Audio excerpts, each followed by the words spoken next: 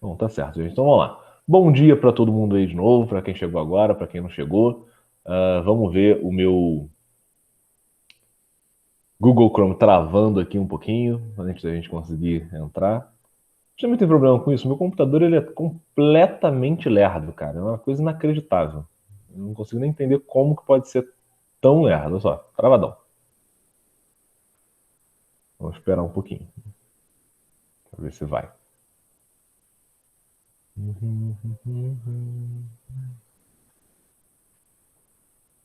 Não cai. Bora, amigo, bora.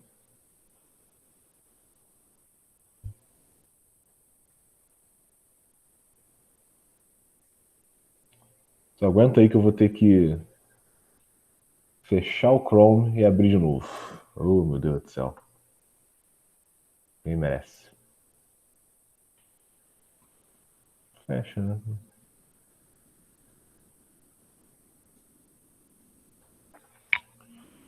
Ai, ai.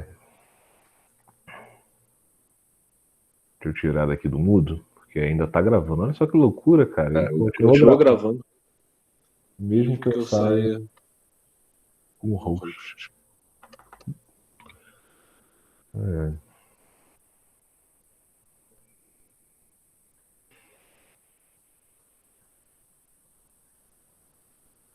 Roberta Roberta Alves. Alves. Só Só tem tem uma uma menina. menina? Que absurdo. As garotas que normalmente são mais responsáveis estão aí para salvar o mundo. E só tem homem na nossa live, só tem aluno homem.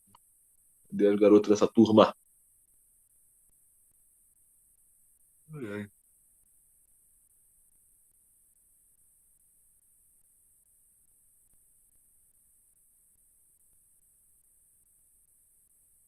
Pessoal, vou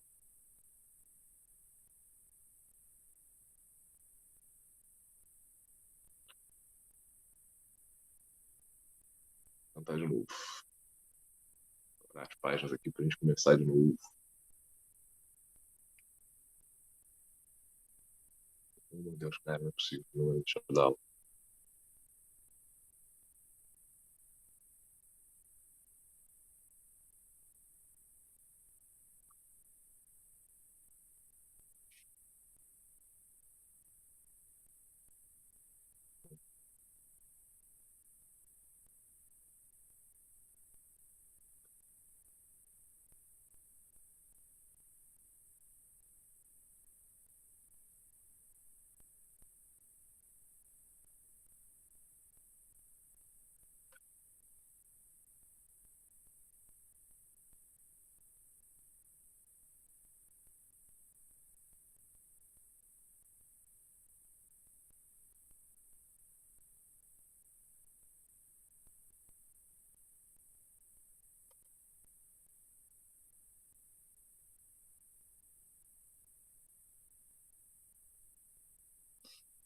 Ai, ai.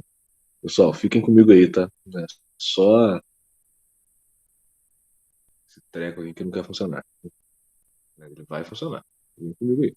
Não desistam de mim, não.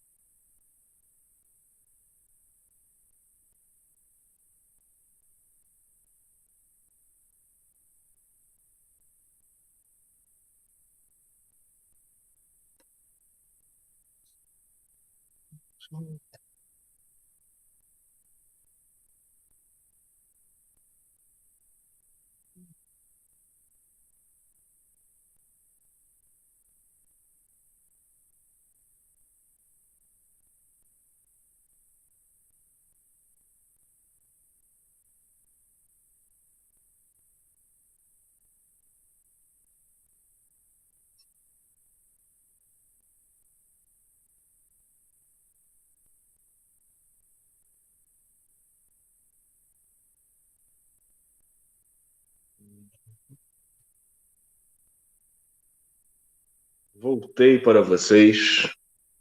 Vamos torcer pro.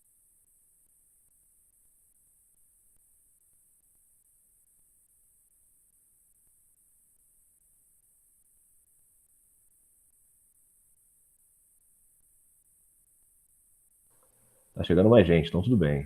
Tá tudo bem. Pessoal, desculpa aí problemas técnicos, tá? Meu computador ele já não é mais o melhor do mundo, então ele fica travando aí, tem problema. Vamos ver se agora ele vai deixar eu dar aula para vocês. Deixa eu já compartilhar aqui, apresentar.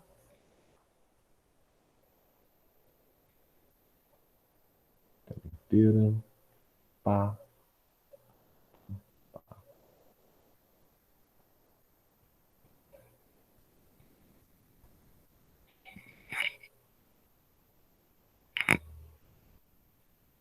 Uhum.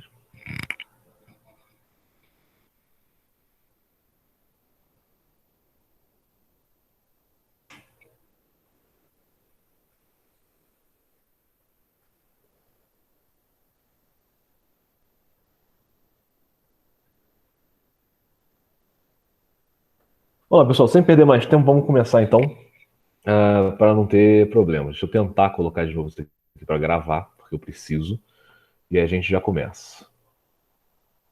Meu Deus do céu, que lento. Uhum. Já tá gravando, então tá tudo certo. Bom, vamos lá.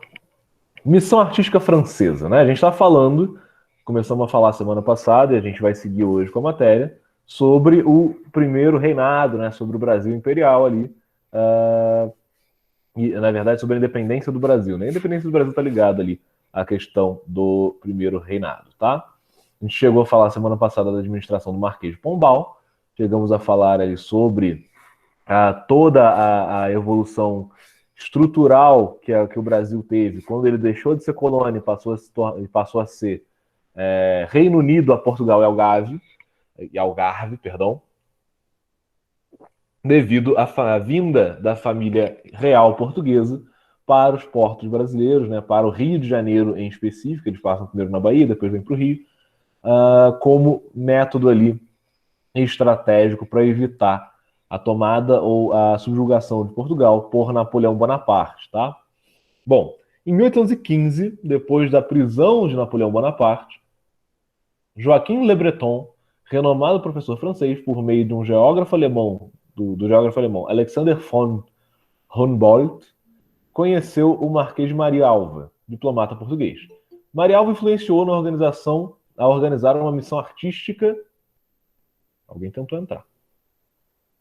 Ih, ó. Ó, Matheus, você que lute.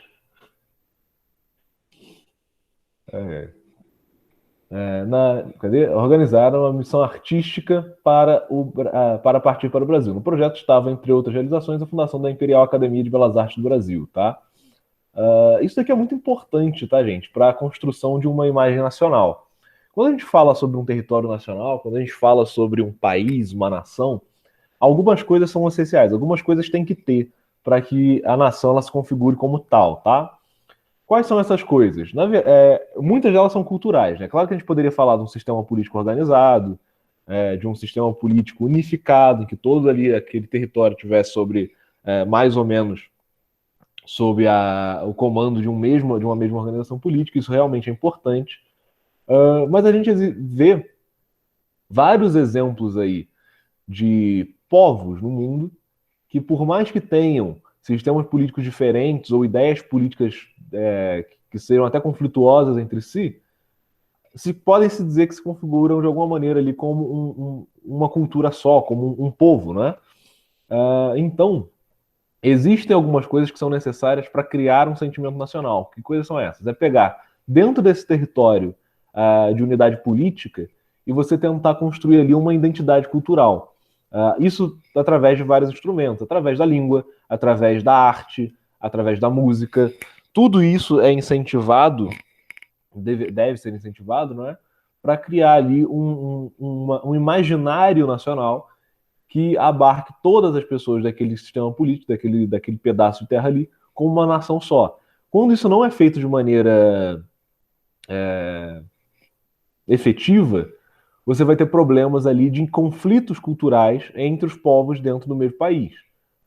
Isso acontece por diversas razões, tá? A gente tem hoje no mundo países que foram formados ali pós Segunda Guerra Mundial, por exemplo, que eles só foram formados, né? Que eles a comissão ali internacional de outros países pegou e fez ali o desenho no mapa e falou: agora vocês são um país, vocês que se virem. E quando vocês entram dentro da cultura local, se percebe que não existe ali uma cultura única, que não existe um trabalho de unidade cultural, e aí acaba tendo uma série de conflitos internos, tá?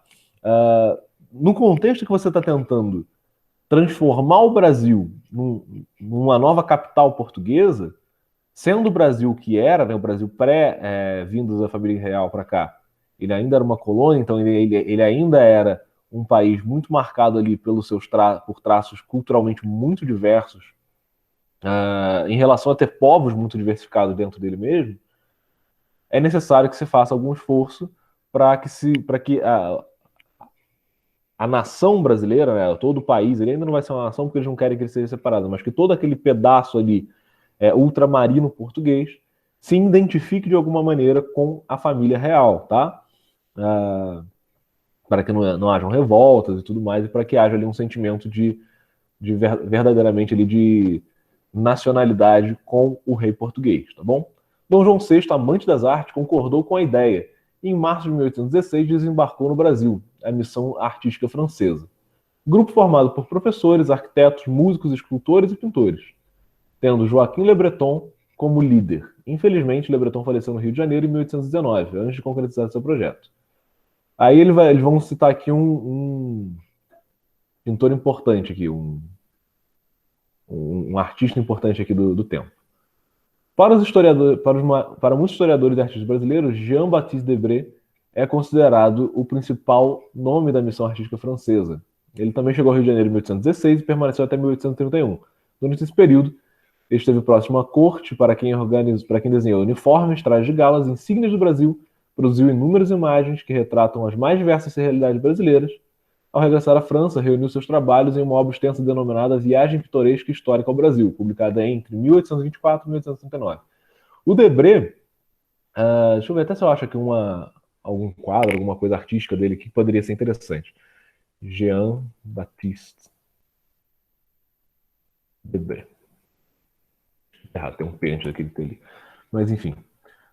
O Debré ele tem uma coleção, se vocês um dia quiserem pesquisar, se interessarem para poder conhecer alguma coisa do Debré, tem uma coleção bastante interessante dentro do acervo artístico do Museu Imperial do Debré, tá? Tanto no arquivo histórico quanto no setor de museologia de lá, vocês encontram bastante coisa. Deve ter coisa exposta também no palácio em si. Aqui a gente tem algumas coisas, né? Algumas pinturas dele, olha só. A pintura dele retratando a escravidão. E aqui vocês veem algumas das coisas mais absurdas da escravidão, né? Olha só que coisa triste. A escravidão, olha só, quem está flagelando, eles todos são escravos por serem negros, tá? Que é uma coisa absurda. E quem está flagelando um é outro, porque eles estão dentro desse sistema escravocrata, né? Então eles se veem ali como parte daquilo tudo. Então é uma coisa bem terrível, né? Se coloca ali, às vezes, um escravo para flagelar outro. Isso daqui também tem a ver com aquelas brigas culturais que eu estava falando. Quando a escravidão aconteceu no mundo, ninguém se importava de que canto da África vinha o escravo, né? Se ele vinha do país X, do reino Y, de algum outro lugar assim. Então eles juntavam muitas vezes dentro das senzalas povos que na verdade eram inimigos entre si. Então esses povos eles acabavam tendo conflitos ali dentro, lutando um com o outro. Quando um dos escravos se tornava capataz, né, que era essa função de castigar os outros, ele ia castigar com muito mais crueldade aqueles que vinham de um povo inimigo e tudo mais, tá? Aqui a gente tem outras, né? Tem várias outras representações aqui do Debré, muitas delas muito interessantes. Aqui tem uma bem legal aqui, ó. Não me engano, esse daqui é Dom Pedro I. Não é Dom Pedro I. Napoleão? Não sei. Mas é interessante aqui vocês darem uma olhada nas obras dos artistas do período, tá? Tem coisa muito legal. Bom, vamos voltar aqui. Debré buscou representar o Brasil em diferentes momentos. Organizou suas obras em 3 tomos. No primeiro tomo, a temática indígena. No segundo, a descrição das atividades econômicas e trabalho escravizado. E no terceiro, a apresentação da sociedade da época, no século XIX, no Brasil. Cada tomo compreende cerca de 50 imagens e textos explicativos do próprio autor. 50 imagens é coisa pra caramba, tá, gente? Assim, se cada um né, compreende 50 imagens, quer dizer que só nessa obra aqui ele tem 150 imagens, certo? Só que essas imagens são todas pintadas à mão, né? Não é fotografia, não pesquisou no Google, né? Então é interessante. Bom, passando aqui dele. Cadê? Tem coisa aqui sobre indígenas. A gente vai. Processo de independência, vamos lá. Posso dizer que o processo de independência do Brasil iniciou-se na segunda metade do século XVIII. Tá? A gente tem que lembrar que a gente está falando aqui de 1800 e aqui não, século XVIII ainda, a gente está falando de 1700 e pouquinho, tá? Perdão, 1700 e bolinha, tá? A diversificação comercial e circulação dos produtos coloniais como açúcar, cachaça, pólvora, arroz, gado, azeites e azeite pelo território brasileiro favoreceu o desenvolvimento do mercado interno da colônia e o início da crise do Pacto Colonial. A transferência da família real portuguesa e a divulgação das ideias iluministas também são listadas como fatores que desencadearam a emancipação do Brasil. Então, o que ele está querendo dizer aqui? Primeiro, o Pacto Colonial ele começou a ser prejudicado por causa dos conflitos internos que estavam acontecendo na colônia. Por quê? Com a quantidade de produtos que estava sendo feito no Brasil, o Brasil sempre foi muito grande, sempre foi um país muito rico para a produção, estava começando a ficar complicado manter o Pacto Colonial, porque as elites internas do Brasil, da colônia, na verdade, né, elas queriam poder comercializar livremente e o Pacto Colonial não deixava. Então começaram a ver aqueles conflitos que a gente chegou a estudar antes, né? Todo o problema ali da crise do Pacto Colonial, Inconfidência Mineira, Conjuração Baiana e pipipipopopó, todo mundo ali que começou a se revoltar muito em razão econômica aqui, tá? Depois disso, a chegada da vinda da família imperial para cá, com a elevação do status do Brasil, também vai ter um peso. Por que vai ter um peso? A gente vai chegar nisso aqui provavelmente depois, no livro, mas o que acontece? Quando o Dom João VI ele vai voltar para Portugal, a corte portuguesa de Lisboa começa a fazer pressão para que o Brasil regrida a condição de colônia. Ou seja, ele vai experimentar toda a transformação, o desenvolvimento do seu status de Reino Unido a Portugal e Algarve, do seu status de ter sido capital do Império por algum tempo, e depois eles querem, né, os nobres portugueses, eles vão querer que o Brasil ele retorne à sua condição colonial, ou seja, ele perca todos os benefícios que ele teve, ele tem os seus portos fechados de novo, ele tem o seu ouro extraído de novo, ele tem o seu comércio travado de novo, a sua industrialização, que ainda era muito pequena, proibida. Isso, obviamente, vai gerar um descontentamento enorme no Brasil, que vai acabar culminando no processo de independência, tá? E, obviamente, as ideias iluministas, elas fazem parte disso tudo, tá? A gente tem que entender isso, tá? Isso é uma coisa muito importante a gente entender de verdade. A gente tem uma mania, às vezes, o brasileiro ele tem uma mania de pensar nas ciências humanas, na filosofia, na história, na sociologia, tudo isso aí, como uma coisa que é menos importante ou que é menos impactante para o mundo do que as ciências exatas, né? Do que, por exemplo, a matemática, a física, a computação hoje em dia, né? Que você tem desenvolvimento a cada um ano você tem aí grandes desenvolvimentos computacionais e tudo mais. Isso daqui, gente, é uma prova. Olha só, a gente está o ano inteiro, a gente começou a falar sobre o iluminismo quando a gente estava estudando o fim da Idade Média, né? Que a gente vai falar, que a gente começou a falar ali que o iluminismo ele proporia ali uma separação do espírito medieval para o espírito moderno e que isso era uma grande cisão no mundo, né? Que o mundo moderno se constitui como um mundo antimedieval. Isso daqui, ó, a gente não parou de estudar até então. Essas ideias, elas influenciaram todas as decisões, tudo o que aconteceu no mundo entre o princípio ali do iluminismo e hoje, tá? Então, é importante a gente entender isso aqui. Os ideais iluministas, eles estão dentro do Brasil, eles estão propondo ali os seus ideais de liberdade, eles estão ali propondo os seus ideais revolucionários, e isso está influenciando todo esse processo de independência, tá? Revolução Pernambucana de 1817. No início do século XIX, apesar de... século XIX, início do século XIX aqui... É quando, gente? Aqui, ó. tá? Início do século XIX, a partir disso daqui. E vai até quando? Tá? Pra vocês saberem. Apesar de transformações urbanas e econômico e social ocorridas com a presença do governo metropolitano no Brasil, ainda havia muito a se fazer, pois essa reestruturação se concentrou no Rio de Janeiro. A maior parte da população formada por escravos africanos e seus descendentes continuava à margem da sociedade. Em outras localidades, como em Pernambuco, a população se via excluída da participação política administrativa e administração pública, porque os portugueses ocupavam os principais cargos. Isso aqui é uma coisa que também é interessante, né? E é um dos porquês, apesar do Brasil ter sido elevado a essa categoria de Reino Unido, ele permanece muito subjugado ao domínio português, porque, obviamente, ele ainda era parte de Portugal nessa época, e os cargos públicos no Brasil, eles eram destinados quase sempre pela corte de Dom João VI a portugueses, tá? Isso, obviamente, desagrada as pessoas que estão aqui dentro. Por quê? Porque você está sendo comandado por alguém de fora, por alguém que está há pouco tempo aqui, por alguém que não conhece todos os trejeitos brasileiros. Outra coisa que vai ser um problema político aqui na administração imperial, principalmente a de Dom João, mas vai ser um pouco também na de Dom Pedro I, é a questão da força que os nobres e que os políticos, né, que as pessoas responsáveis pela administração pública dos demais estados brasileiros vão ter em relação ao Rio de Janeiro. Mas isso é um problema normal em monarquias, tá? Principalmente monarquias que ainda são absolutas, que não são parlamentares. O poder, ele fica concentrado onde está o rei. E acabou. Então isso, obviamente, gera descontentamento para todas as outras regiões. Porque eles vão ver, por exemplo, toda essa indústria, todo esse processo de desenvolvimento que a gente está falando, ele vai ocorrer legislativamente no Brasil inteiro. Então, por exemplo, todo mundo vai poder vender para tudo que é canto. Vai abrir os portos do Brasil. Porém, toda a estrutura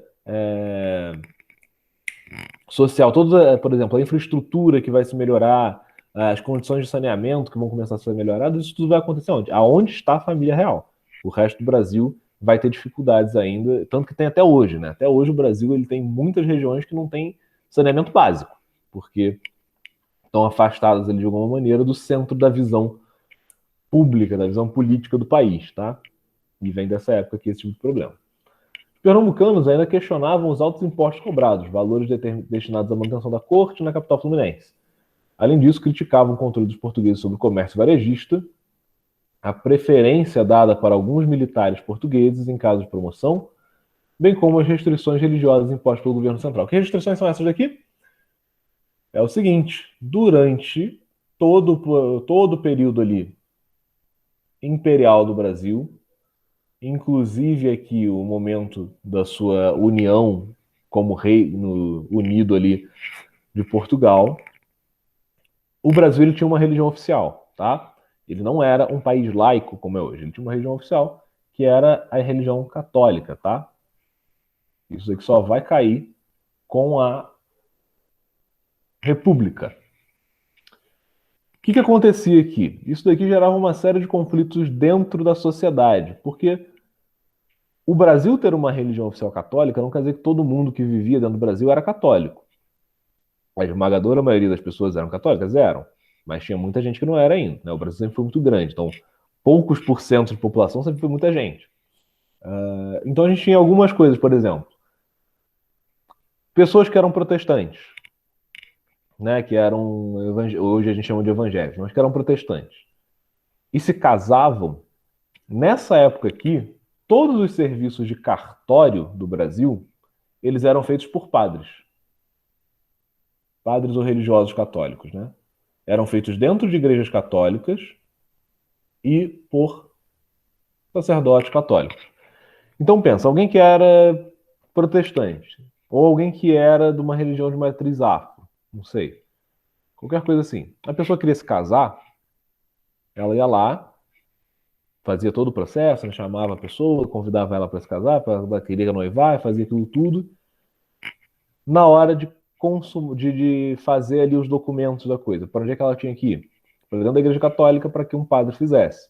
Obviamente isso vai gerar muitos conflitos, porque as pessoas vão se desagradar de ter que fazer isso com um membro de uma outra religião, e muito provavelmente vai haver uma complicação muito grande por parte também dos padres católicos ali, ou pelo menos boa parte deles, em realizar esses casamentos, né? Esse é só um exemplo. Mas tem outros, por exemplo, alguém que morreu. Os cemitérios eram todos de administração católica. Então, você é de uma religião protestante. A religião protestante, historicamente, é uma religião... Quanto mais a gente volta na história, mais ela é uma religião inimiga dos católicos, né? Tem uma rixa ali forte entre protestantes e católicos desde do início da reforma. O cara vai morrer, vai ser enterrado num território católico, sob um padre católico. Isso incomodava violentamente eles, né? Violentamente mesmo. Bom, então tá. Isso aqui vai ser um dos problemas também. A dificuldade econômica enfrentada pela província de Pernambuco também foi o motivo da rebelião. Os produtores de açúcar e de algodão sofriam com a concorrência estrangeira do algodão, que vinha dos Estados Unidos, e do açúcar das Antilhas. Com o intuito de emancipar a província de Pernambuco, em 1817, revolucionários, influenciados pelas ideias liberais, organizaram um movimento para tomar o poder. Esse grupo proclamou a República Pernambucana e formou um governo provisório, que procurava representar todas as classes daquela região, além de tentar promover a separação de Pernambuco do restante do Brasil. De novo, aquela coisa que a gente viu durante os processos ali da crise do Pacto Colonial na última unidade. Todo o processo que visa ali fazer uma república, todo o processo ali que tenta independência nessa época, em geral, todo é muito forte, mas em geral, eles estão buscando uma independência regional, tá? Foquem nisso. Esse tipo de coisa cai em prova. Vocês estiverem pescando ali e falar, não, o que a Revolução de Pernambuco queria? Ela queria libertar o Brasil. Não queria, ela queria libertar Pernambuco do domínio português. Diferente, tá? O objetivo dessas iniciativas foi criar na população pernambucana um sentimento de nação, mesmo que restrito aos brancos. Uma bandeira foi criada para representar o movimento, e 100 anos mais tarde ela foi declarada a bandeira oficial do estado de Pernambuco. E é até engraçado, né? Porque isso aparentemente ocorreu com algumas dos processos revolucionários. A bandeira de Minas Gerais de hoje é a bandeira revolucionária lá da Inconfidência. A bandeira de Pernambuco de hoje é a bandeira da Revolução de Pernambuco, né? Então é legal isso aqui. O governo, com duração de 75 dias, foi liderado pelo comerciante Domingos José Martins, o padre carmelita Miguel Joaquim de Castro, mais conhecido como Padre Miguelinho, e o capitão Domingos Teotônio Jorge. O principal objetivo do grupo era defender o direito à liberdade de religião, de imprensa e o fim do domínio português. O grupo teve apoio das províncias do Rio Grande do Norte e da Paraíba, porém não conseguiu apoio da Inglaterra e dos Estados Unidos. Lembra que a Inglaterra e os Estados Unidos eles eram aliados à coroa portuguesa, tá? Então realmente não ia conseguir. Na verdade, a Inglaterra era alinhada à coroa portuguesa, os Estados Unidos não necessariamente era alinhado a coroas, né? Mas ele era aliado à Inglaterra, então não ia conseguir. Os Estados Unidos só vai apoiar os processos de independência do Brasil quando de fato o Brasil se tornar independente. Aí ele vai ser o primeiro país a reconhecer a independência brasileira. Assim que Dom João VI soube da manifestação, enviou para Recife, capital de Pernambuco, milhares de soldados e vários navios de guerra, que reprimiram o movimento. Alguns líderes, como Domingos José Martins e Miguel Joaquim de Castro, foram presos e enforcados. Vocês já viram filmes de época em que mostra as forcas, né? Forca era uma maneira de matar as pessoas, por exemplo, tá? Para que outras pessoas não fizessem igual. Era uma maneira de exercer terror ali na população, para que as pessoas ficassem com medo de morrer daquele jeito, porque era um jeito terrível de morrer de verdade, e acabassem não incorrendo nos mesmos crimes ali que a pessoa que foi enforcada cometeu. Qual que é a ideia da forca, né? Você pendura a pessoa pelo pescoço, normalmente o pescoço ele desloca ou quebra, mas o que mata a pessoa é, salvo engano, a falta de oxigênio, porque a maneira como ela fica pendurada não deixa ela respirar direito, principalmente com o pescoço deslocado. Então a pessoa morre sufocada, com muita dor, pendurada e em público, né, olhando as outras pessoas. Então isso é bastante terrível, por isso que as pessoas, por isso que presos políticos eles tendiam a ser enforcados. Inclusive uma coisa interessante é que piratas costumavam ser enforcados, mas por quê? Porque piratas eles eram considerados nessa época presos políticos, tá? Porque eles eram normalmente pessoas de ideais revolucionários que estavam lutando ali contra a coroa, contra o domínio e tudo mais, tal. Eles não eram só ladrões, né? Eles eram ladrões também, assassinos também. mas eles também tinham esse caráter aí de ser contra as coroas, tá? Revolução Liberal de 1820, ou Revolução do Porto. A partida da família real portuguesa rumo ao Brasil, no final de 1807, alterou o cenário político e administrativo da metrópole. Portugal foi invadido pelas tropas napoleônicas e vivenciou um período conturbado, principalmente com relação à economia. Com a interiorização da metrópole, a família real portuguesa residindo no Rio de Janeiro, com a família real portuguesa residindo no Rio de Janeiro, houve a diminuição do envio de riqueza a Portugal. Óbvio, né? Se o centro do Império Português estava aqui no Rio de Janeiro, a gente chegou a falar sobre isso na última aula, todo o comércio que era realizado, todo aquele ganho de capital que costumava chegar na corte de Lisboa, passa a vir para o Rio de Janeiro, e Lisboa, que está sitiada ali por tropas napoleônicas, ela vai ser abandonada, porque se você mandar dinheiro para lá, Napoleão vai pegar. E, obviamente, né, o repasse de verbas para os nobres e para as cortes que ficaram em Lisboa, ele é muito reduzido, tá? Mesmo com a ajuda da Inglaterra para expulsar as tropas francesas em 1815, o povo português estava fragilizado com a situação política e exigiu o retorno de Dom João VI. A realidade de Portugal, que atravessava crises econômicas e políticas, contrastava com a realidade da corte no Brasil. Nesse contexto, desenvolveu-se inicialmente na cidade de Porto a Revolução Liberal de 1820, também conhecida como Revolução do Porto. No comando da situação, os revolucionários portugueses, inspirados por ideias liberais, leiam também aqui o quê? Iluministas, tá? Iluminismo. Ideias liberais faziam reivindicações que hoje podemos dizer que são contraditórias. Pediam a instauração de uma monarquia constitucional, queriam a livre concorrência comercial em Portugal, insistiam na recolonização do Brasil, olha só que doideira, eles queriam que o Brasil voltasse a ser colônia, na recolonização do Brasil. Esses liberais convocaram eleições para formar as cortes portuguesas, nome dado ao parlamento português. De imediato, os deputados decidiram que Dom João VI deveria retornar a Portugal e governar com base em uma Constituição. Em seguida, os revolucionários aprovaram uma série de medidas que demonstravam o desejo de recolonizar o Brasil, com restrições à liberdade administrativa e comercial e aos restabelecimentos dos monopólios e privilégios portugueses. Tudo que a gente chegou a comentar aqui agora, né? A gente queria que o Brasil voltasse a ser uma colônia e perdesse a liberdade que ele tinha ganhado. A relação entre Brasil e Portugal não estava bem, desde 1808, pois a partida da família real portuguesa para a colônia da América desagradou e desestruturou a política do reino. Com a política das cortes portuguesas, o clima de tensão aumentou ainda mais a situação. As elites brasileiras não aceitariam perder qualquer vantagem obtida após 1808 e principalmente não admitiriam a volta do exclusivismo metropolitano. Ou seja, Portugal queria, né, Lisboa queria que a gente voltasse a ser colônia, que a gente perdesse todas as liberdades que a gente tinha conquistado, todo o processo econômico que o Brasil tinha conquistado. E, obviamente, o Brasil, as elites brasileiras vão se levantar contra isso, porque eles não vão aceitar ser passado para trás desse jeito.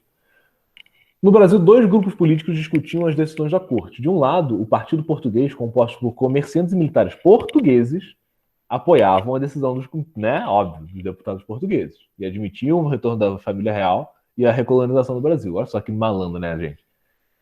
Do outro lado, o Partido Brasileiro, formado por fazendeiros, grandes comerciantes e altos funcionários públicos, nascidos no Brasil, eram contrários às decisões da corte e lutavam por maior autonomia para o Brasil, no interior do Império Português.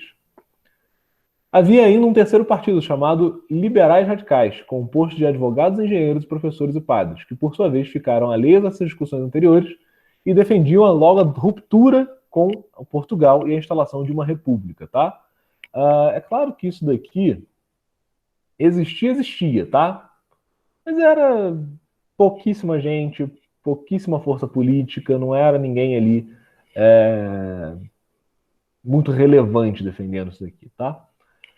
As pressões das cortes forçaram Dom João VI a deixar o Brasil e a retornar a Portugal, o que ocorreu em 21 de abril de 1821. No entanto, como forma de garantir a permanência da família real no governo brasileiro, ele deixou seu filho, o príncipe Dom Pedro, como regente do Brasil. Olha só que interessante. Então, Dom João VI ele vai voltar para Portugal, mas ele sabe que ele não pode prejudicar aqui o Brasil. Então ele vai fazer uma coisa que era muito comum na Idade Média, e até na Idade Moderna, quando você estava em guerra. Qual era essa coisa? Ele vai deixar um refém. Olha que doideira. E é isso mesmo, tá? Ele vai deixar um refém. Ele vai deixar como refém o filho dele. Por que ele está deixando como refém? Porque ele, na verdade, está mantendo ele aqui para agradar e para dar segurança política às elites brasileiras, tá? Mas ao mesmo tempo que ele faz isso, ele mantém o seu filho aqui dependente dessas elites, não é? Então, se essas elites, por exemplo, elas quisessem declarar guerra, não desse certo, elas quisessem declarar guerra a Portugal, ele teria que lidar com o fato de que o filho dele estava aqui, né? Então ele basicamente deixa Dom Pedro I quase como, claro, como administrador aqui, né? Como regente do reino do Brasil, que nesse momento o Brasil é um reino, né? Um Reino Unido, mas é um reino. Mas, em certo sentido, ele deixa ele aqui refém da vontade brasileira, tá? Deixa então Dom Pedro aqui. Vou procurar aqui o Joaquim. Proclamação da Independência. A decisão de Dom João VI de retornar a Portugal, deixando seu filho governando o Brasil, ocasionou uma nova pressão das cortes portuguesas. Seus integrantes exigiam também o retorno de João Pedro, porque eles sabiam que se Dom Pedro ficasse ali, isso quer dizer que o Brasil ele ainda continuaria como reino, ele não ia virar colônia, e que ele tinha uma força muito grande dentro da monarquia. Né? O príncipe herdeiro estava no Brasil, pô, pelo amor de Deus. Se Dom João VI morresse amanhã, então Dom Pedro I ia governar de onde? Ia governar do Rio, então ia ter adiantado, né? Contrapartida, o Partido Brasileiro, liderado por José Bonifácio, e esses dois nomes aqui são nomes importantes para vocês, tá? Eles são considerados ali os Founder Fathers, como diriam os americanos, ou os pais fundadores, né? São as grandes mentes pensantes aí por trás da ideia de nação brasileira, não de reino português unido, de reino Brasil unido a Portugal, mas de país separado brasileiro. Ele foi, né, liderado ali, o Partido Brasileiro, por José Bonifácio de Andrade Silva e Joaquim Gonçalves Ledo, tá? Começou uma manobra política para tentar convencer Dom Pedro a permanecer no Brasil. Nesse contexto, o Dia do Fico, como ficou conhecido em 9 de janeiro de 1822, teve importância fundamental para a decisão de contrariar as ordens da corte, já que Dom Pedro teria recebido uma carta com mais de 8.000 assinaturas pedindo a sua permanência no Brasil. O que foi o Dia do Fico? Foi exatamente isso. Dom Pedro ele começou a sofrer pressão cada vez mais forte para voltar para a corte portuguesa, em Lisboa. Por outro lado, havia também pressão do povo brasileiro para que ele ficasse aqui. Tá? Das elites, obviamente, primeiro, mas em certo sentido até do povo brasileiro para que ele permanecesse no Brasil. Ele chegou a receber esse abaixo-assinado, né? Os portugueses eles fizeram abaixo-assinado pedindo ali a volta dele. Perdão, ele recebeu um abaixo-assinado do Brasil, né? Dos brasileiros, pedindo para que ele ficasse. Em contrapartida ali, as pressões que ele estava sofrendo de Portugal. E aí ele vai dizer que ele vai ficar, né? Ele vai dizer, então tá bom, então fico. Tem até uma frase bonita, ele vai dizer, se é para a alegria de todos, se é para o bem de todos e para a alegria geral da nação, diga a eles que fico. E ficou. Foi a primeira vez que Dom Pedro I ele vai ir contra as decisões de Portugal. Depois ele vai ir contra na independência também. Sobre a independência, eu sempre falo do museu porque eu trabalhei lá, tá? Mas tem coisas que são muito interessantes lá. Sobre a independência do Brasil, lá tá a carta de independência, né? E tá lá a carta que Pedro I ele envia para Dom João VI após a independência do Brasil. É um negócio fantástico de ler. Por quê? Porque em toda a carta ele reconhece a soberania de Dom João VI sobre ele como pai, mas ele também reconhece a soberania do Brasil enquanto nação. E aí, no fim das contas, ele termina a carta lá, agradecendo a Dom João VI e tudo mais, não sei o quê, falando que ele será sempre um servo dele, não sei o quê, porque ele é o pai, blá, blá, blá, blá, blá, blá. Mas quando ele assina como Dom Pedro, o imperador do Brasil, e não mais como regente do Reino Unido do Brasil e Portugal e Algarve. É bem legal. É um documento bem interessante de se ler. É desse tamanho assim o negócio. Papelão gigantesco. Bem escrito, né? Com aquela caligrafia de época, bonito. E velho, mas é bem legal. Se tiverem oportunidade, quando acabar a pandemia, vai lá. Bom, aqui tem um textinho, uma mini biografia aqui do José Bonifácio de Andrade Silva, nascido em 1763 e morto, né? Morreu em 1838. Considerado o patriarca da independência. Teria sido grande influenciador de Dom Pedro. Inclusive, lhe é atribuído o fato de convencer Dom Pedro a realizar o movimento emancipador. Atuou como ministro e secretário do Estado dos Negócios do Reino. Depois foi deposto por divergências pessoais com Dom Pedro e exilado em Talence. Bom. Depois de ter enfrentado as cortes e decidido ficar no Brasil, Dom Pedro também determinou que qualquer ordem vinda de Portugal só seria obedecida no Brasil, olha só que doideira, depois que ele dissesse cumpra-se. Ou seja, as ordens da Assembleia Portuguesa só seriam executadas com a aprovação do regente. Meses depois, uma reação contrária à presença e ao trabalho de José Bonifácio em São Paulo teria motivado uma viagem de Dom Pedro até aquela província. Enquanto esteve fora, chegaram ao Rio de Janeiro novas deliberações de cortes portuguesas, retirando a autonomia política e administrativa do Brasil, com os governos das províncias, divisões políticas das províncias, tá? Ficando diretamente subordinados às cortes. Dom Pedro foi então nomeado representante das cortes com ordem de processar quem se opusesse às ações de Lisboa. Muito doido, né? Dona Leopoldina, esposa de Dom Pedro, aconselhada por José Bonifácio, enviou um mensageiro com a responsabilidade de informar Dom Pedro da situação. Este foi alcançado no retorno da cidade de Santos, às margens do Riacho Ipiranga. Vocês conhecem o hino nacional, né? As margens plácidas. Ipiranga, próximo a São Paulo. E foi assim que, no dia 7 de setembro de 1822, Dom Pedro foi interceptado e recebeu duas cartas, uma das cortes e outra de Dona Leopoldina. A carta das cortes afirmava que todos os atos de Dom Pedro estavam anulados e exigia seu retorno imediato. Já na carta de Dona Leopoldina, esta dizia que só restava a ele voltar para Portugal como prisioneiro ou proclamar a independência do Brasil e romper definitivamente com a metrópole. Por fim, Dom Pedro escolheu romper com Portugal. Ele nem ia querer voltar como prisioneiro, né? Porque isso é uma coisa importante, gente. Ele era príncipe. Mas ele também era, nesse momento, uma espécie de traidor. Afinal de contas, ele tinha rejeitado a autoridade da Assembleia, sendo que quando João VI voltou para lá, o reino agora tinha um parlamento, ele não era um negócio absolutista mais. Então, não dava para ele simplesmente voltar, né?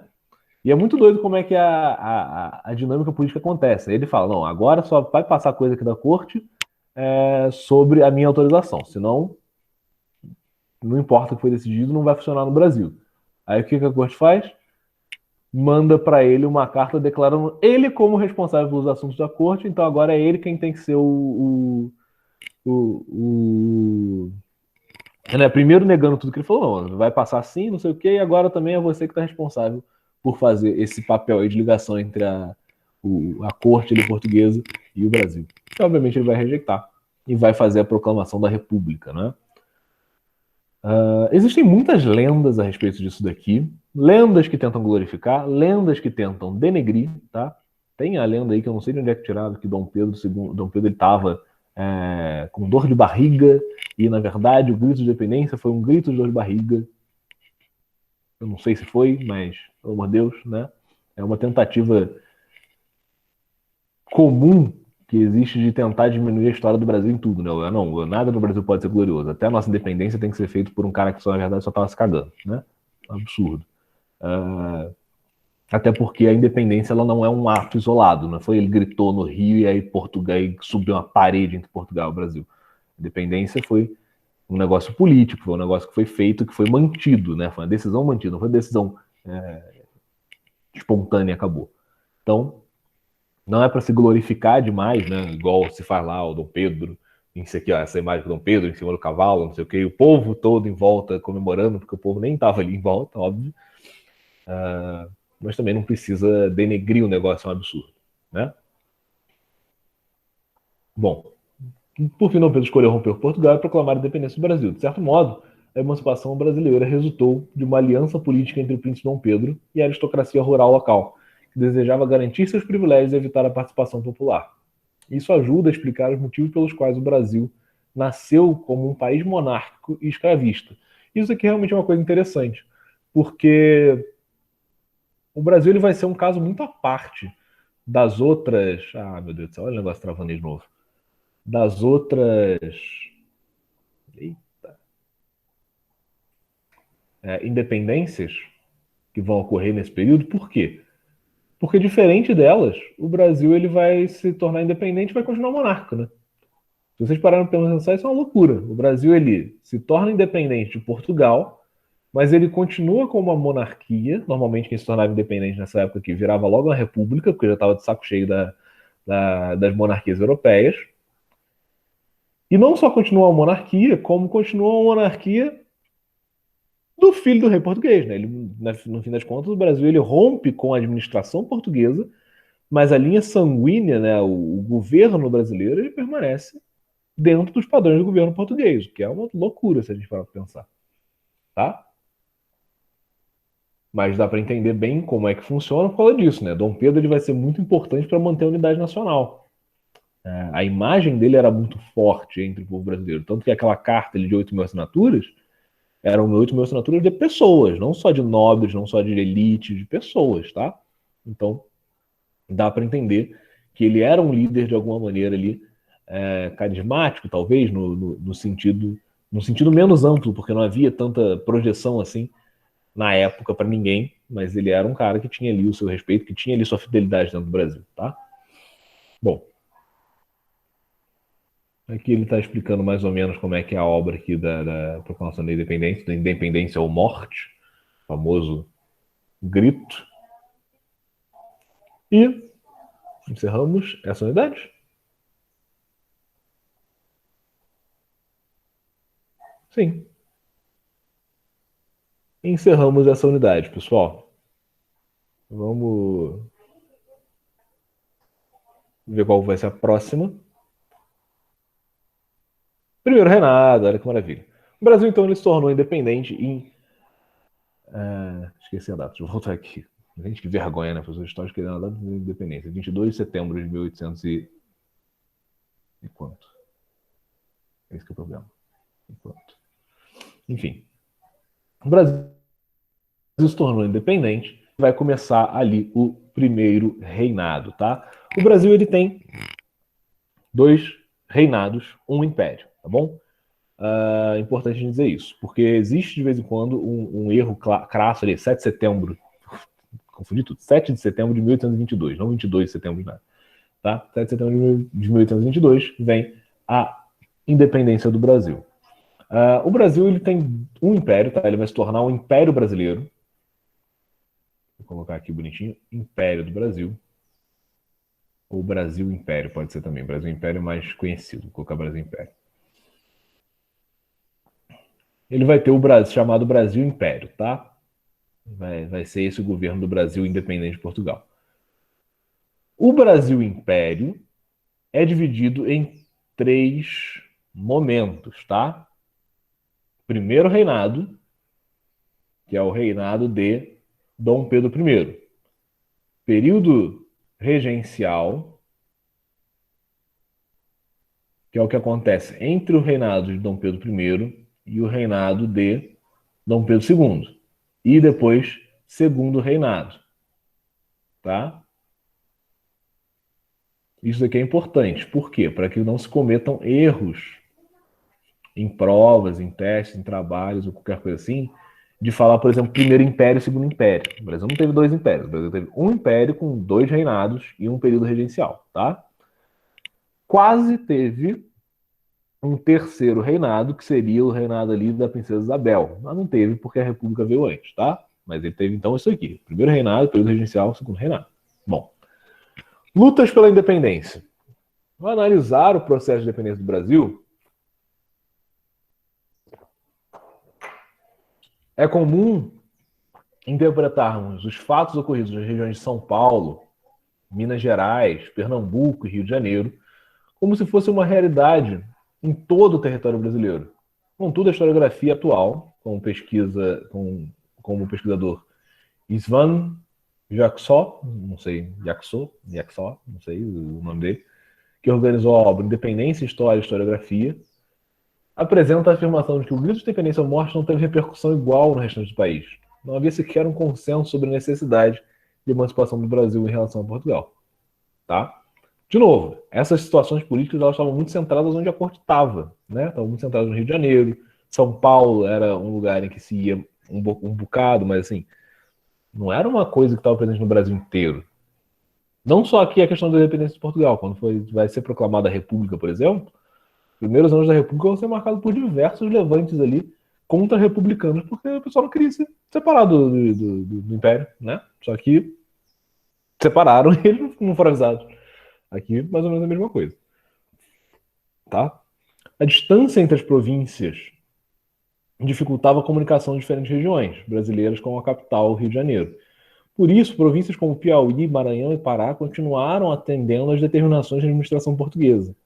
Assim, pode-se dizer que, após o 7 de setembro de 1822, quase metade do território brasileiro estava em conflito em relação à aceitação da emancipação do Brasil. Pegou-se, então, um período de conflitos regionais. Em outubro de 1822, na província do Piauí, a presença de tropas portuguesas na região promoveu um levante popular. Os soldados portugueses, liderados pelo major João José da Cunha Fidié, tinham como objetivo manter a fidelidade da população da região norte à coroa portuguesa. Contudo, grupos locais se organizaram e aclamaram Dom Pedro como imperador. Imediatamente, o major Fidié partiu com tropas portuguesas para a cidade de Oeiras, então capital da província, para tentar sufocar a rebelião.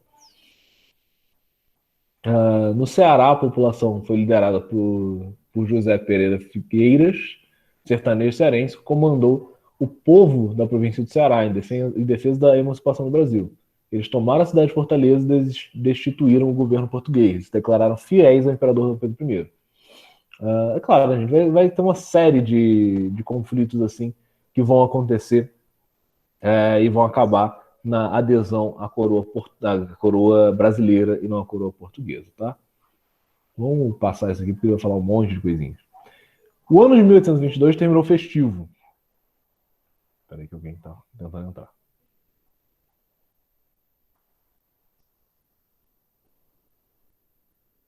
Bom dia, Anderson. O ano de 1822 terminou festivo. Embora com o afastamento do povo e com a sensação de que o país entraria em uma nova fase econômica, com prosperidade e construção de país para todos, era preciso organizar a máquina herdada de Portugal e nascida da presença da família real no Brasil. Uma das maiores preocupações foi buscar o apoio externo para a consolidação do Império Brasileiro, necessidade facilitada pela presença de Dom Pedro no país. Muitos problemas e barreiras de reconhecimento não faltavam. Dos EUAs, dos Estados Unidos da América, havia o temor da Constituição no Novo Mundo de um império nos moldes absolutistas europeus. Por parte da Europa, a política desenvolvida pela Santa Aliança, sejam da Santa Aliança, que foi formada ali depois da queda de Napoleão, ou para a queda de Napoleão, contrária aos movimentos liberais, restringiu o possível reconhecimento principalmente após as deliberações do Congresso de Verona, em 1922, que determinaram como caminho para o reconhecimento do processo de independência a negociação direta com o país em conflito. Na Inglaterra, havia temor duplo de perder o velho aliado ibérico, apoiando a independência brasileira, ou perder o mercado brasileiro para outra potência, França. Isso é uma coisa interessante, ou seja, a independência do Brasil no cenário internacional ela vai ser um negócio muito complexo, porque ela vai conflituar com vários interesses internacionais. Vai conflituar com os interesses dos Estados Unidos da América, porque os Estados Unidos eles querem ali estabelecer uma América republicana, uma América americana, Mais para frente a gente vai ter lá o famoso América para os americanos, Já tá até ali o lema, América para os americanos. Então eles vão ficar meio assim, mas será que a gente quer um modelo político como esse, que é europeu, que é fundamentado ali no modelo português, ganhando força na América?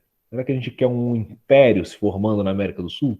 Porque se o Brasil, por exemplo, ele resolvesse tomar ali as colônias espanholas, que eram muito menores do que ele, a América do Sul é inteira o Brasil, Então será que os Estados Unidos querem isso? Eles não querem isso. Vai ser conflituoso por causa disso também. Vai ser conflituoso com a Inglaterra.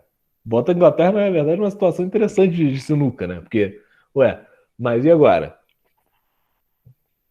A Inglaterra, ela basicamente foi quem fomentou ali o processo de abertura dos portos por causa do mercado consumidor, que ela precisa desse mercado consumidor, porque ela já está nesse momento aqui passando ali pela sua primeira revolução industrial. Ela precisa da abertura dos portos para poder vender as produções dela. Então ela pode apoiar o Brasil por causa disso. E ela continua com o mercado brasileiro, que é grande, que é importante.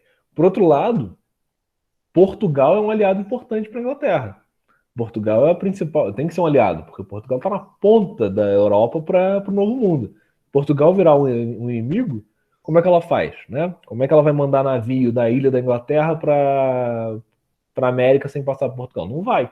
E aí pode ser problema. Portugal pode querer cobrar taxa, pode entrar em guerra. Por mais que Portugal pudesse perder a guerra com a Inglaterra, seria um conflito, seriam anos ali perdidos em guerra sem comércio. Então vai botar a Inglaterra na situação de bico também. E também tem aquele problema, né? Se Portugal vira, se ela não aceita o Brasil, a independência do Brasil, e outra nação vai lá e aceita, e pega o mercado para eles. Na França, que eles vão colocar aqui, mas podem ter outras, né? A Holanda, por exemplo, vira e aceita, porque a Holanda é um país que tem ali as suas rotas comerciais gigantescas estabelecidas, aceita ali a independência do Brasil e pega eles como aliados econômicos. Aí ferrou, né? Então vai haver uma série de conflitos internacionais sobre como se deveria tratar ou não a independência do Brasil, tá? Os Estados Unidos da América, eles foram os primeiros a reconhecer a independência do Brasil em 1824. O lema estadunidense, a América para os americanos, defendido pelo então presidente James Monroe, tá? Previa o amplo apoio aos processos de independência na América Latina, como forma... Bom dia, Manu! Como forma de garantir os seus interesses, tá? Dessa forma, pretendiam se prevenir de qualquer influência promovida pela presença de algum país europeu governando a América. Portugal não aceitaria a independência do Brasil de forma pacífica ou sem que houvesse algum tipo de compensação pelo prejuízo que essa ação traria aos cofres portugueses. Em 1825, Portugal então vai reconhecer a soberania brasileira, mas para reconhecer ele vai exigir, né, ele vai receber um pagamento de 2 milhões de libras esterlinas, que era a moeda mais forte ali da época, tá? Dom Pedro I aceita a proposta e realizou empréstimos com banqueiros ingleses para saldar a dívida. Isso é uma coisa muito doida, né? Um país inteiro não tinha 2 milhões. Hoje em dia a gente tem muito mais riqueza no mundo mesmo.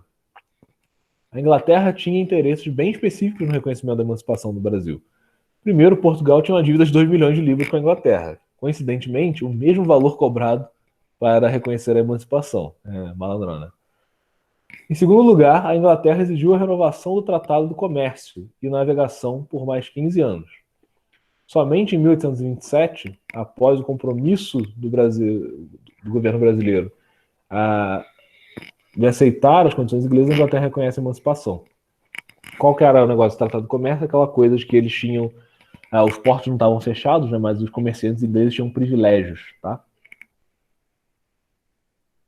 Vai se formar, então, a Assembleia Constituinte em 1823. Nessa independência em 1822 e 1823 vai ser necessário fazer uma nova Constituição para que o Brasil se entenda como um país próprio e não como uma continuação ali do Império Português, tá? Para que ele não seja um país com a mesma Constituição do Império Português, que não faz o menor sentido.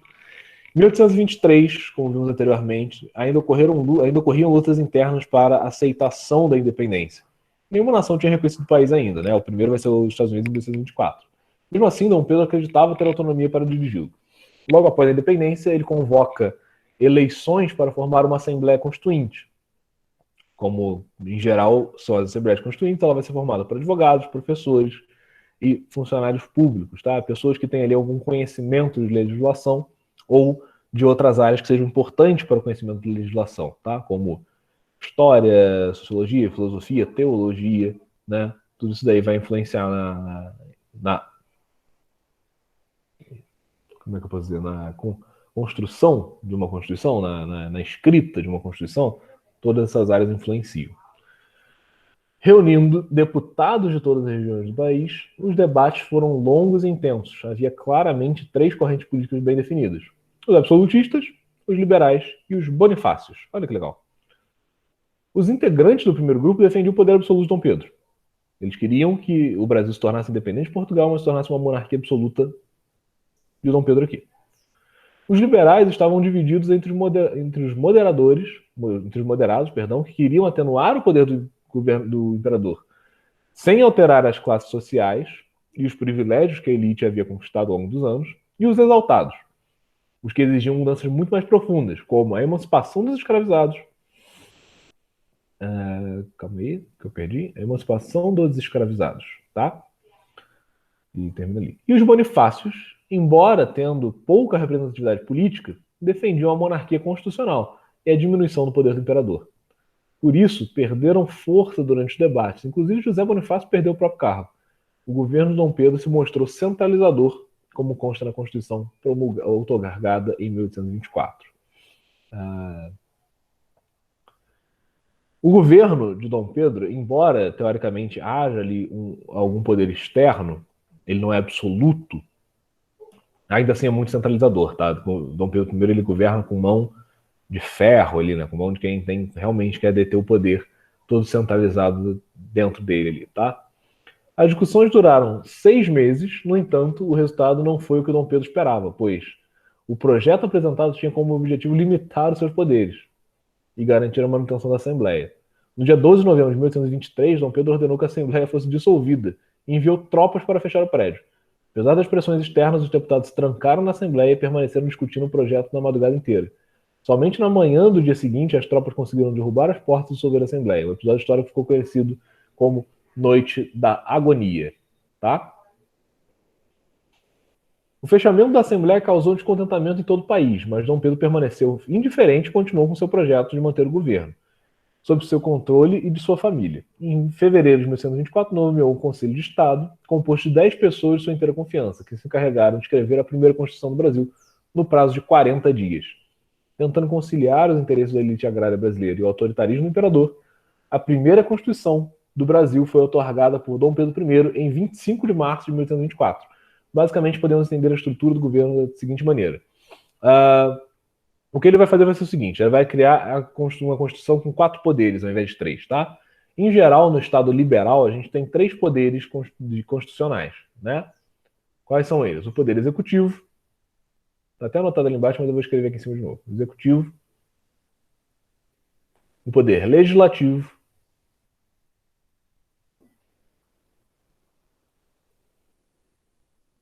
e o poder judiciário.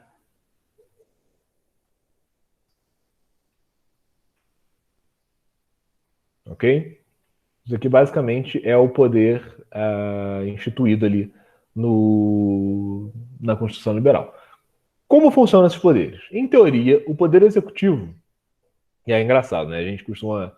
Dá para resumir violentamente dizer que assim, o poder executivo executa a lei, o poder legislativo é o que faz a lei, o poder judiciário é o que julga a lei. Dá para resumir fácil assim, mas não é tão fácil, tá? Qual que é a função do poder executivo? Administração, tá? Ele é quem administra o território nacional. Então, quem é que está no poder executivo? Aqueles que são responsáveis por cargos realmente administrativos, cargos que estão ali para prover recurso, que estão ali para prover estrutura, para fazer esse tipo de coisa. Então, presidente, prefeito, governador, esse tipo de gente, poder executivo. Poder legislativo, esse sim, os responsáveis pela concepção e pela escrita da lei positiva, né? Isso quer dizer o quê? É o cara que vai sentar dentro de uma assembleia e vai passar o dia inteiro trabalhando leis, tá? Não só aprovando leis, mas muitas vezes não aprovando leis, né? Vem um projeto de lei, ele é apresentado à Assembleia, a Assembleia teoricamente é formada por gente capacitada para entender o que uma lei significa, o que significa passar ou não uma lei. Vão começar debates de pessoas que são a favor, de pessoas que são contra, de pessoas que acham a ideia interessante, mas que propõem outra coisa. E assim vai se fazendo um debate até que finalmente se pode promulgar, se pode aceitar uma lei ali. E aí essa lei ela passa ao executivo, que tem função administrativa, para que ele aplique, tá? E o judiciário, ele é um poder que serve para o controle dos outros dois. Como? Ele é o poder que, teoricamente, ele tem a função de interpretar as leis que o legislativo aprovou. E ele tem ali sua autonomia em relação ao executivo e ao legislativo. Ele não pode, em teoria, criar uma lei, ele não pode dizer que o que é que agora pode uma coisa que antes não podia, se alguma coisa passar a poder, por exemplo, dentro da nação, compete ao legislativo fazer todo o processo ali de reformulação das leis, não é do judiciário. Mas o que ele pode fazer? Ele é o cara que interpreta. Então vamos supor que está assim, na lei lá, sei lá, não pode matar, tá? Aí alguém mata, aí vai para o judiciário, não vai preso direto. Por que não vai preso direto? Porque a pessoa tem que ter um julgamento. Aí o judiciário ele vai pegar a lei que está escrito lá, não pode matar. E aí ele vai começar a interpretar aquilo. Ora, não pode matar. A lei é claro, não pode matar. Mas por que não pode matar? Quando não pode matar? Há algum momento em que matar seria em que matar seria possível ou não há, né? Ele é quem vai ser responsável por fazer esse jogo aí, tá? Quando o Pedro I ele manda fazer a Constituição de 1840, de 1840, de 1824, eu tô ruim com data hoje. Ele vai fazer uma Constituição com 4 poderes, não com 3.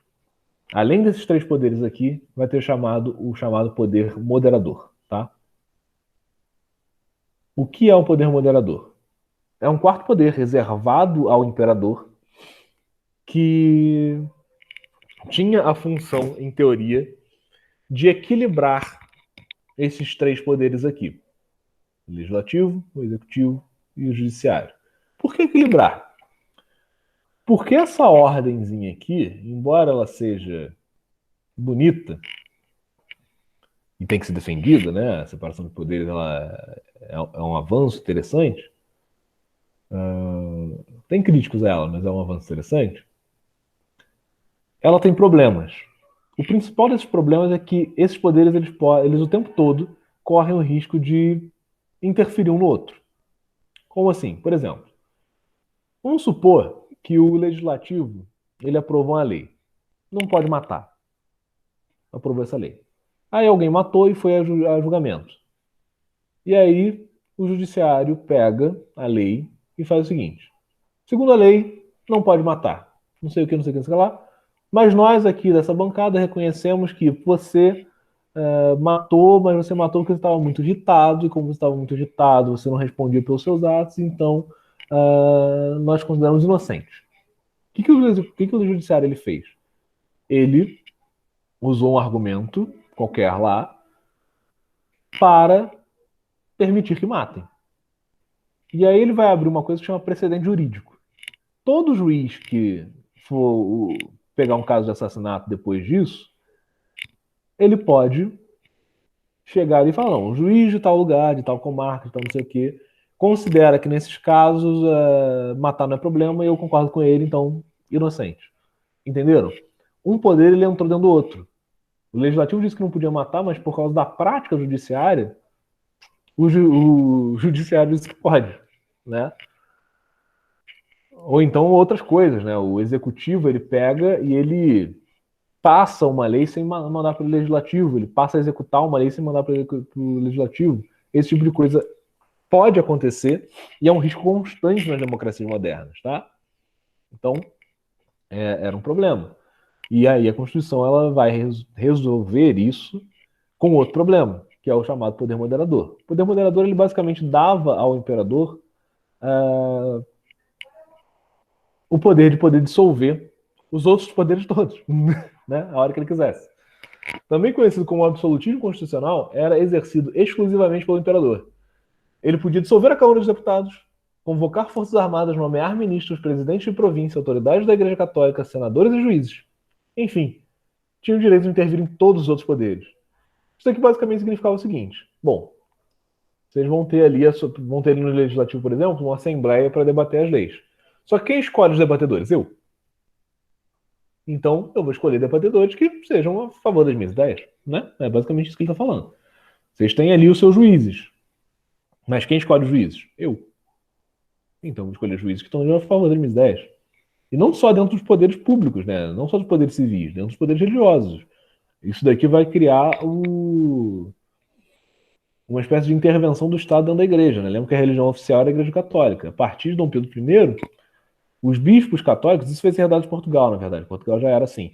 Mas a partir de Dom Pedro I, bispos e padres católicos podem ser indicados pelo imperador. Ele não pode ordenar, mas ele indica, e normalmente as indicações elas vão ser aceitas, porque os outros que já foram indicados por eles também, né? Estão lá dentro. Então, é um poder praticamente absoluto. O Poder Legislativo foi composto por deputados e senadores, era responsável por elaborar leis, né? A gente explicou aqui um pouquinho mais profundo que isso, mas é basicamente isso. O Poder Executivo, era exercido pelo imperador e pelos presidentes de províncias ou os governadores de estado, que com função de administrar o país. Os conselhos gerais reportavam situações locais ao presidente de província e tal. O Poder Judiciário, exercido pelos juízes, tinha a função de fiscalizar a aplicação das leis, tá? Pessoal, eu vou terminar por aqui, por hoje, tá? Porque a gente falta bem pouquinho agora para terminar o livro e já foram aí 1 hora, praticamente 1 hora e 10, 1 hora e 20 aí de aula, senão vocês vão ficar tristes comigo porque eu tô falando demais, tá bom? Alguém tem dúvidas?